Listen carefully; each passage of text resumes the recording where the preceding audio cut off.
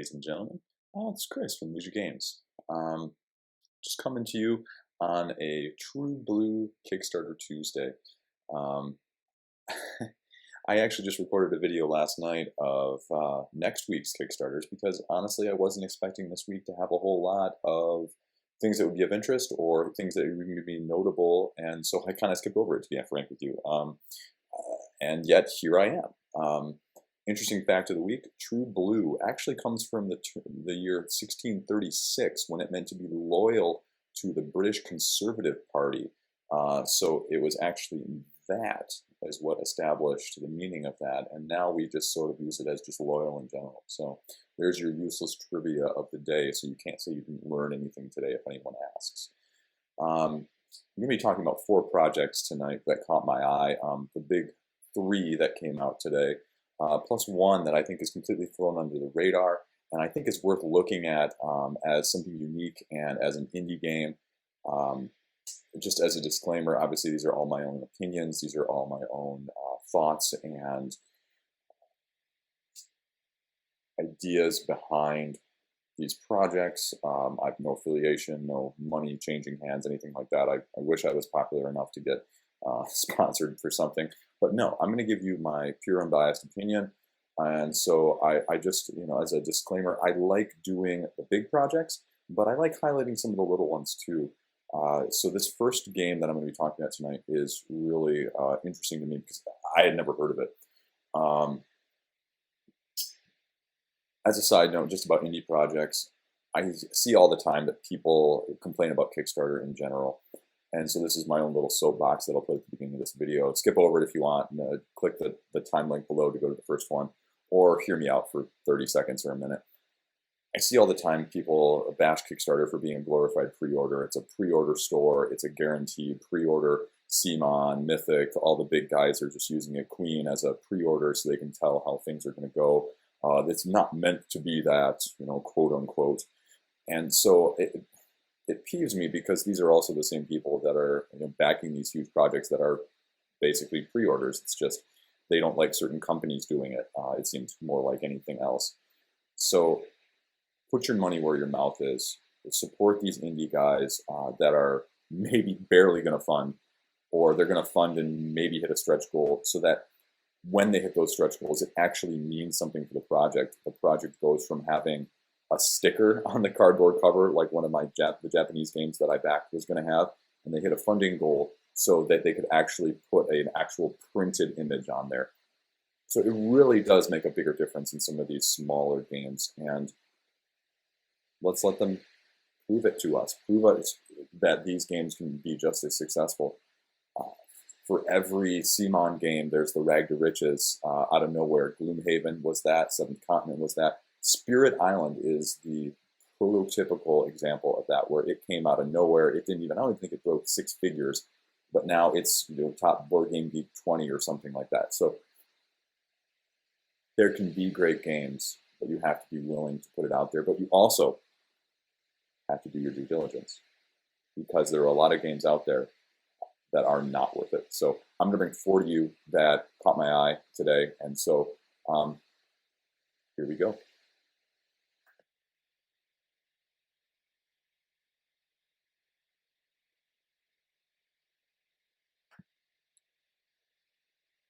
Here's today's page. Already, if you're like me, you sort by popularity. You can see 3 of the 4 that I'm going to be covering tonight are just right at the top already. So if you want to skip ahead to them, click the link below. I'm going to be covering Cascadia, I'm going to be covering Flourish, and then I'm also going to be covering the reboot of Into Deep.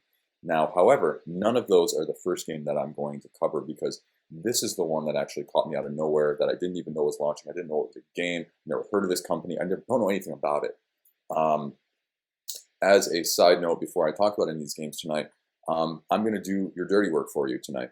I have read all of the rule books for all 4 of these games that are out there that are on the Kickstarter pages. I did not watch any playthroughs. I just read the rule books.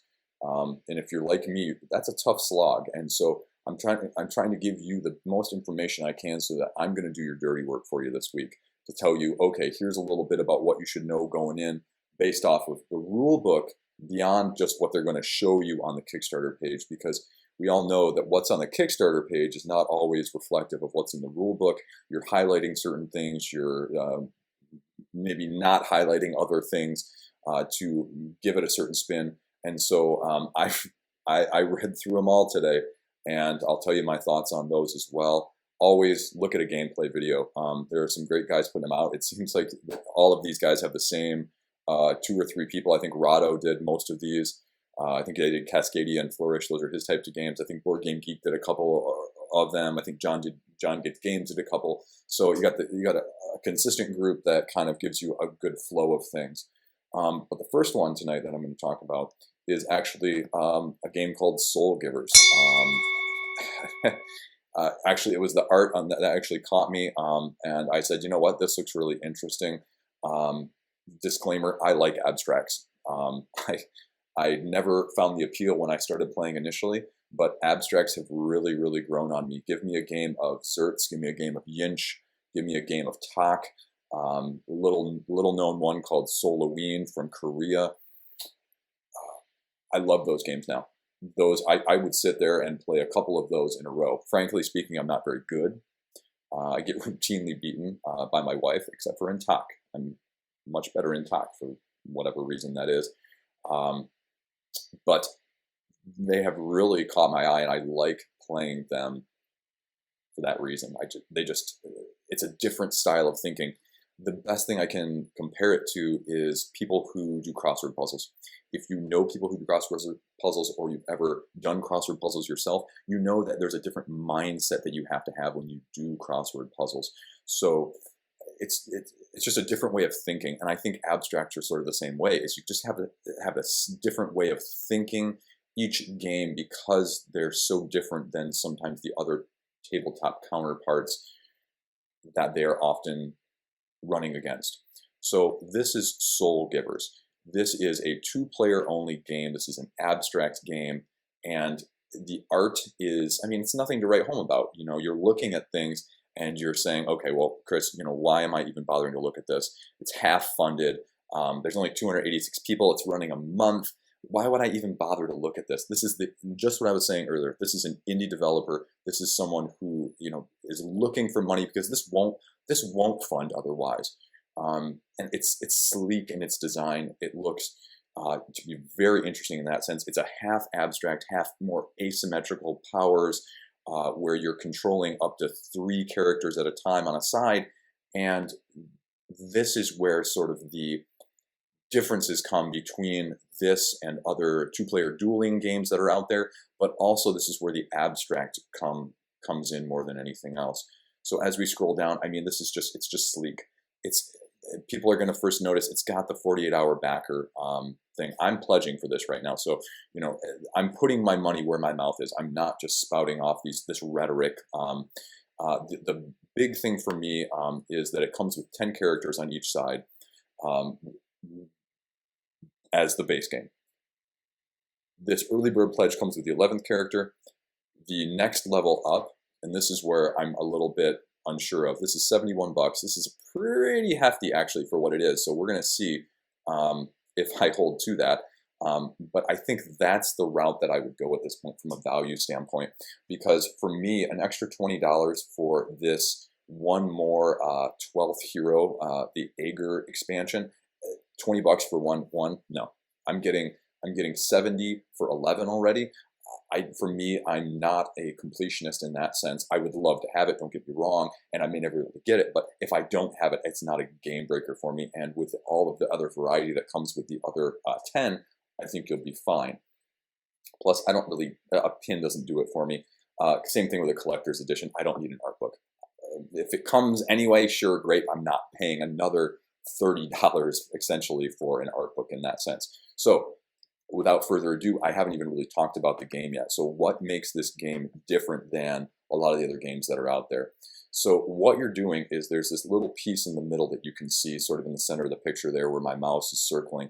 And this is a fragment. And your goal is to get your little, either you're the green or you're the orange, and you're moving your guys out there one at a time during your turn. You're using all 3 of your guys during your turn, trying to go out there, grab it, bring it back to your little portals, which are these yellow and green sort of teal sort of bigger areas where your guys start off. it basically capture the flag. It's capture the flag, bringing things back. So it's not a new concept, but it's done in a very unique spin.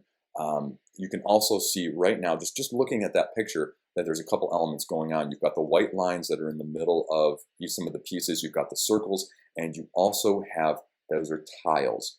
Those are tiles that get manipulated. So not only are you having asymmetrical powers of your characters, but you're also having tiles that you are allowed to manipulate, either just changing them, swapping places on your turn with another tile on the board, or you're able to use powers of these various characters to put a different tile in place and completely rearrange the map in that sense, to either make it harder for your opponent to get the flag essentially back to their base, or to allow yourself an easier path to get it back to your base. Okay, great, Chris. This is capture the flag. Who cares? Why is this, again, why is this different? Okay, so this is different because you are starting out with a deck of 10 characters, the same 10 characters as your enemy does. And so you're each choosing 3 different ones to start out with. The other 7 are going on the side. And this becomes important in a minute because your characters are going to die. This is not a, sort of outlive in that sense. Your characters are going to die because there's a very unique mechanism that they've included. So to sort of prevent a stalemate and a back and forth is that every turn your character is going to take decay, is what they're calling it. And so as a die goes up each turn from 1 to 2, 2 to 3, 4 to 5, 6, when it hits 6, that character dies. Boom, dead. Their soul drops right where they are. Now this is where things are different. This is where the name of the game comes in, is absorb the souls, as you can see around here. Is what you can do is one of your other characters can absorb the soul of one of your downed heroes. And then they can use one power from the first hero and a power from the second hero on their turn. Now using more powers will often increase your decay faster. So that's where the trade-off comes. But the interesting point is that when you absorb that second soul, your decay resets back down to 1. So it's a timer thing. And so when they die, when you repick up your other souls, because you can't target souls will sit out there, which ones you're going to combo. This is really looking like it's really simple capture the flag, and then all of a sudden you throw these things in there, it becomes completely different. Now, analysis paralysis, not having played it, not having seen a gameplay yet, it's a concern of mine. Too much back and forth, it's a concern of mine. They've already addressed endgame in 3 ways in the rule book. Somebody captures the flag, somebody's characters are all dead, or somebody's portals are all destroyed. So they've covered all the 3 ways that the game can end, and they've looked at it from that standpoint. So it looks to me, especially as a new designer and a new company on Kickstarter that I had not heard of before, looks like they've done their homework. This is a beautifully designed game. It looks pretty. They've got a little bit of mythos behind it. You can see sort of how the setup is there. You can see that it's actually a magnet that goes on the top of these things, combining the characters.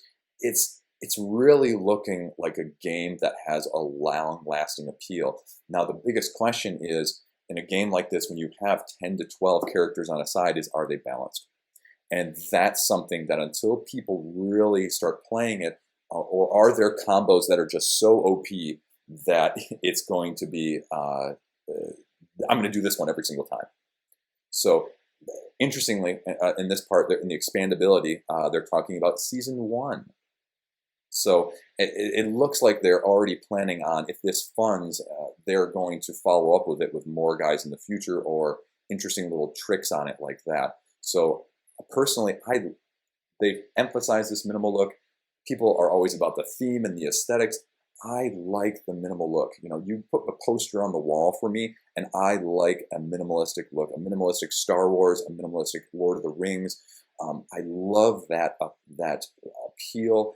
I think it's eye-catching. I think it stands out from the over-graphicized other projects sometimes, and simplicity is sometimes what's best. So it really is interesting from that standpoint. So it's something that I think you should look at. It's something I think it's going to fund. It's already halfway there. Unless this just completely tapers off, I think it's really going to have a good chance of funding. And so I think it's worth looking at from that standpoint. Obviously, it's your own money. But of the things that I look at and I go, you know what, I think this is going to be worth it and be a long-lasting game in my collection, Granted, it's 2-player. That is the big catch.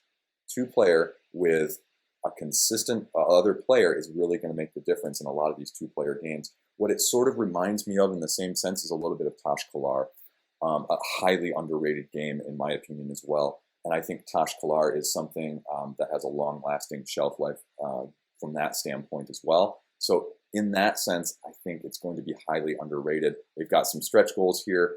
Personally, stretch goals being what they may, I just want this game to fund because you're looking at this. I don't care about the UV upgrades. I don't care about a set of foil cards. I don't care about a box sleeve. 2 anomalies. Those are different sets of tiles that I didn't talk about that aren't worth going into right now. So I think those are interesting to note. They've got some social goals, so they're doing a little bit of everything. They've got, you know, as a new company, they've thrown out the mug, the backpack, the beanie, the water bottle, the cap, the sleeves. Oh, man, come on. I know you're trying to fund, so you're going to throw everything at the sun, but I think they actually have a really good looking game here, and I am going to be hard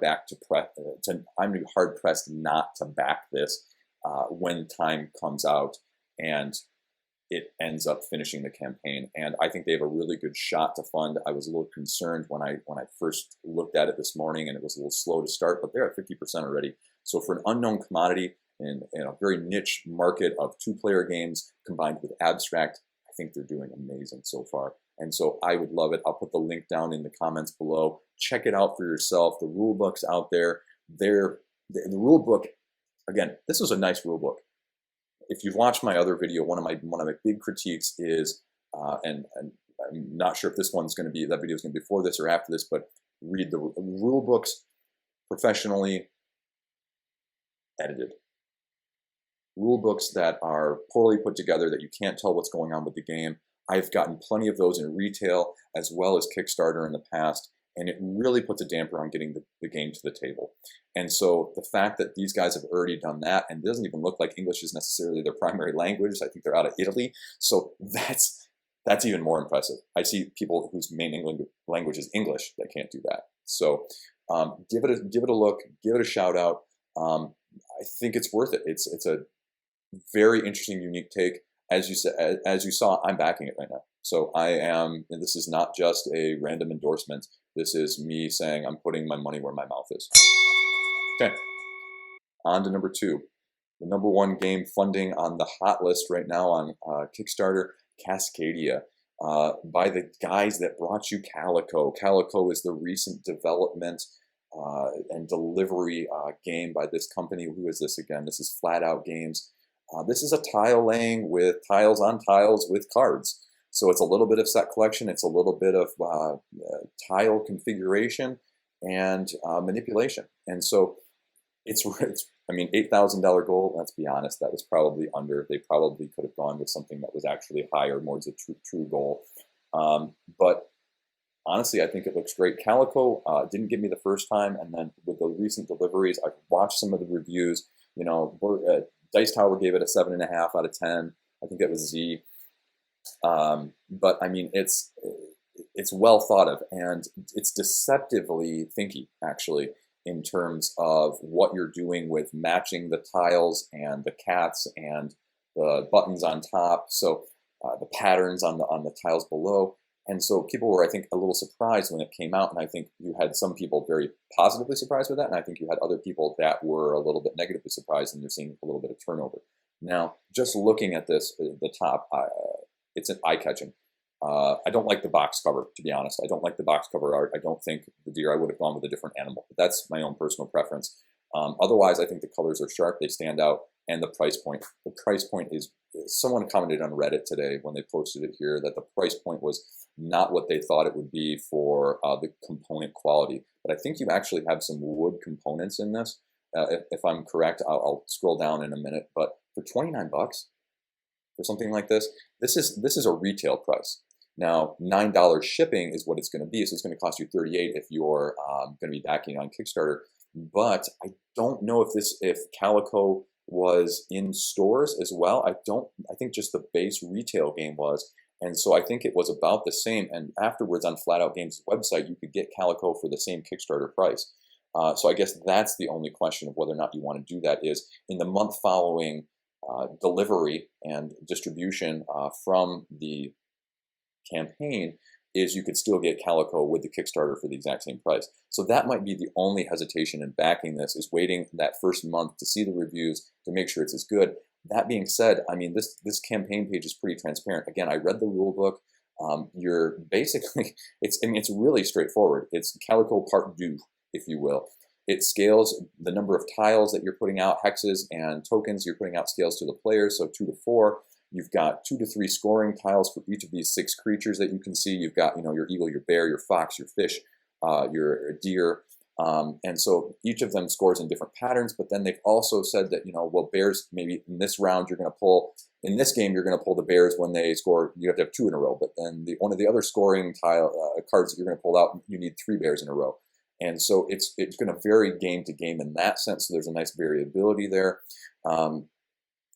Like I said, I think it looks heavier than it actually is. This looks really pretty, it looks really light. I do not think it's that at all, because you're having to match the little chits on top with the location of where they can actually go, but then you're having to group them together as well. So I think it's really something that's going to be a little bit burnier than your average tile laying game in that sense.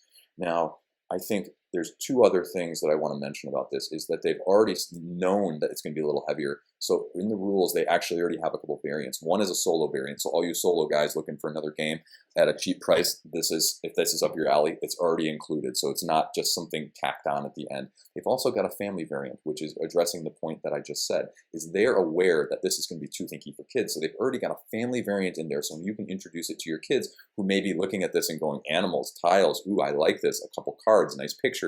Boom, there you go. The last point I want to make on this really quickly is up at the top here. I skipped over it, or maybe it's down further. Either way, the point I want to make is that, and the other reason I would probably back this is because they mentioned somewhere in here, you can scroll and see, yeah, see, here we go, deluxe wooden wildlife tokens. So for wood tokens, $29 is a pretty good deal, I think. I'm not sure what they're doing. You're getting free promo cards. I'm not sure what they're doing for stretch goals. I didn't see anything this morning when I glanced. Maybe they are now.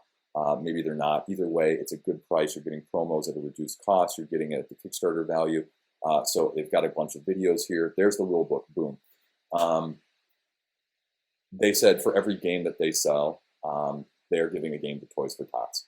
And Toys for Tots, it's having kids of my own, and realizing and being able to experience that joy of playing with kids and the joy that they get out of figuring things out and winning, or even just playing, the pure expressions that come on their face is not reproducible to me in with some other mediums. And so the fact that they're doing something like that makes me want to support a company like this all the more. And so for me, that really hits home. If it hits home for you, it's another thing to be aware of, and it's something to take a look at from that side of things. But you're basically, each turn you're basically grabbing a tile and a matched chit, and then just allocating them to your pile, and then rinse and repeat. So it's not super complex, but where you're going to put them, how you're going to put them, you don't have to put them together.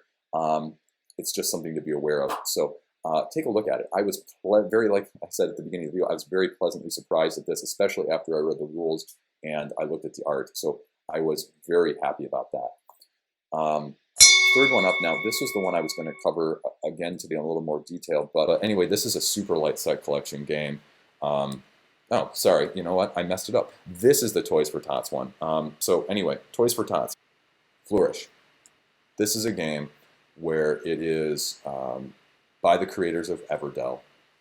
It's coming in multiple languages already. So Everdell has a good pedigree. It's very well thought of, along with worker placement game. Personally, I wasn't a fan. So hearing it was from the creators of Everdell didn't do anything for me. It actually was more of a turn off for me when I heard it was coming out today, which is another reason why I wasn't really planning on doing a video at this standpoint. But from this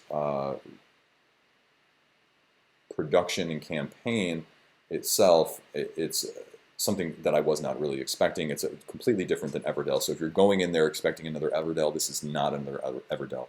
Everdell is much more of your worker placement. This is much more of a set collection, end game bonus scoring game, draft and pass sort of game.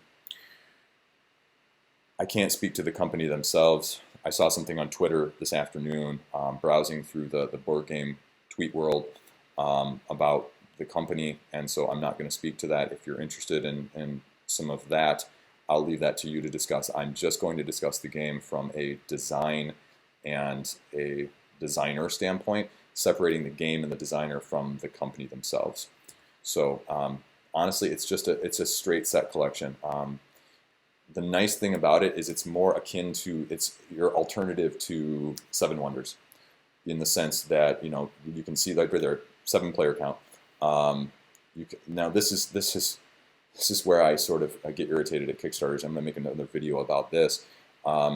Things that irritate me about Kickstarters is it's games that try to do everything. So they've said you can play solo, you can play competitive, you can play cooperative. It usually means when you're doing all of those, something is a little bit less good.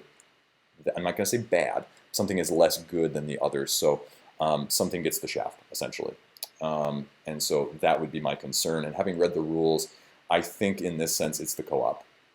I think this is a competitive game. I think this is a solo game.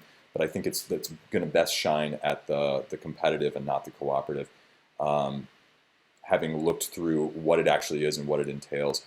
Now, the interesting thing is you're basically just taking the cards, hands of 6 cards, you're drafting one, you're passing one to each person on the side of you, they're doing the same back to you, then you discard one at the end, you draw a new one. Rinse and repeat.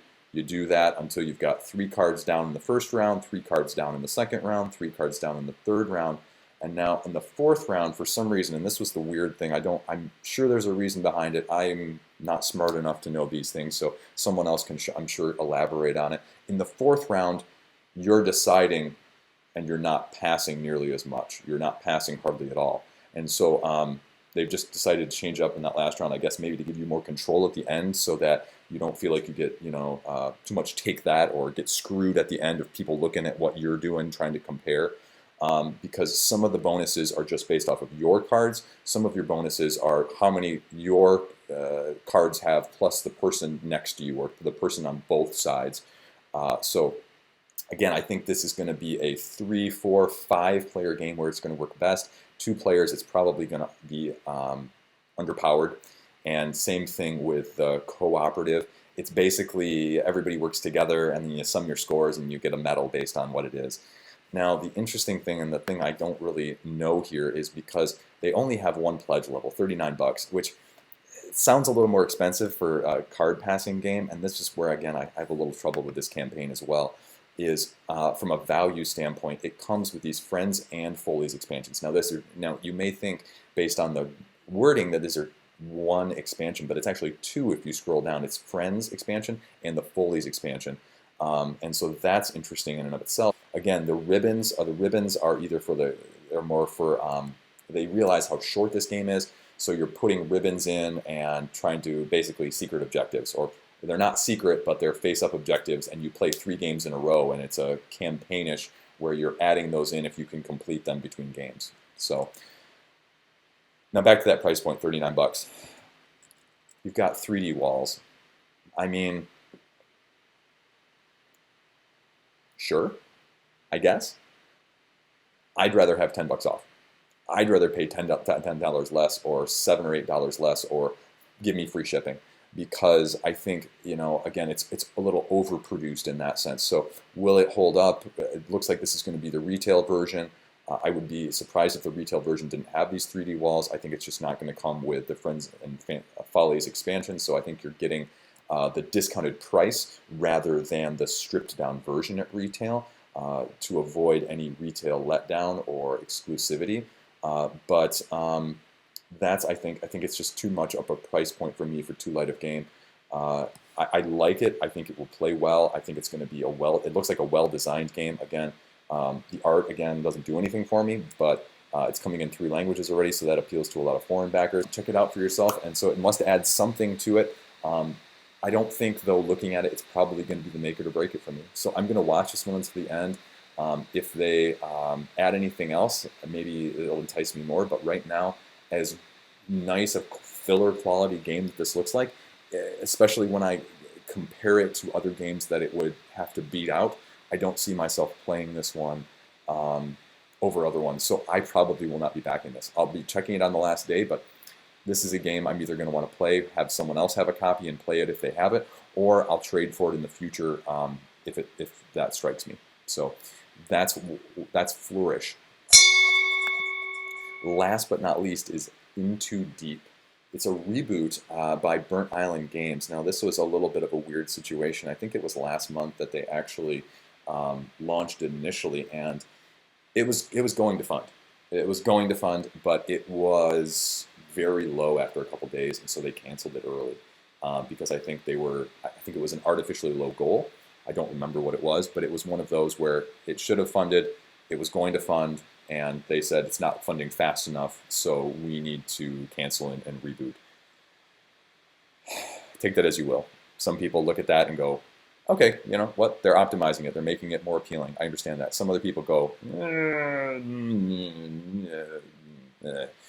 anyway, I have mixed feelings. Now, this game, unlike something else that I talk about in my video for next week, this is truly what I would call a semi-co-op competitive game. I do not think a lot of games do that well. I think a lot of games that try it end up falling and tripping over themselves, and they either make the hidden player too powerful or it's just completely unbalanced. And so they have basically done that without calling it that, essentially. And I think that's smart because it's smart branding, because I think a lot of people get turned off by that terminology in the first place. What's different about this one, after having read the rules, is you're going to be trying to manipulate. You are these mind psychic guys controlling bad guys and helping them commit crimes so that you can get evidence for a deeper crime or a deeper conspiracy. But when you're controlling them, you're going to be left with decisions to make depending on how much evidence you want to get. If you want to get more evidence, it's going to corrupt you, essentially. It's going to give you more evidence. But if you want to stay on the more straight and narrow, as if you can, while committing a crime,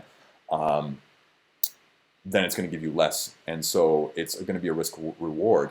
Now, the amount of corruption that you have is hidden and not revealed until the end of the game. And what happens at the end of the game is, if you all win, in that sense, if you are able to foil the final plot, the person with the most corruption takes a big hit in terms of endgame scoring.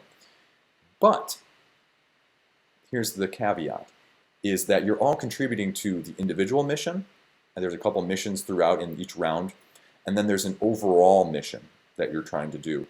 And if you do not achieve that overall mission, then the person with the most corruption, again, nobody knows who that is, because it may change throughout the game, that person gets a bonus at the end. So I think it's a clever way of doing that type of mechanic in a game like this. Now, personally, I don't like the color scheme. I'll get that right out of the way. I don't like the fact that they went with miniatures. I think you could have gone with anything else. And again, it's a price point issue for me. I think it's the over deluxeification, and you just don't need it. Give me standees. Give me just tokens in this sense. Give me something that stands up. Give me a meeple. I don't care. It's going to save me 10 or 20 bucks overall. And so I think it's better from my standpoint, my wallet standpoint, where I'd rather spend the money elsewhere.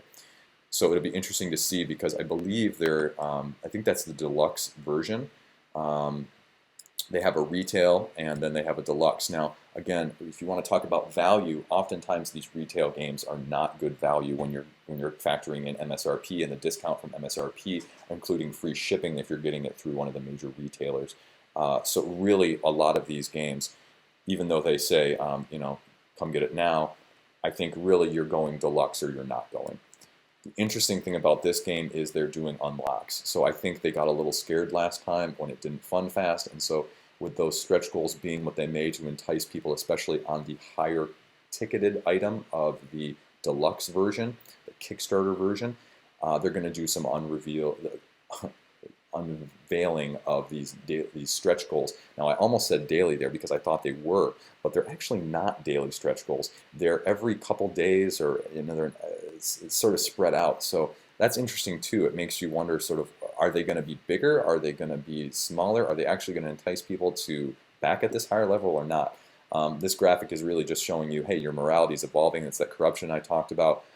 You're gripping, they call it gripping. You're basically controlling these criminals and forcing them to do what you want. And you're moving around the city. There's police, and there's hot zones where you're going to be able to use the abilities of these tiles only if there's no police present. So it varies in that sense. You've got your quests, and you have to do lower level quests to be able to do the higher level quests along the same path.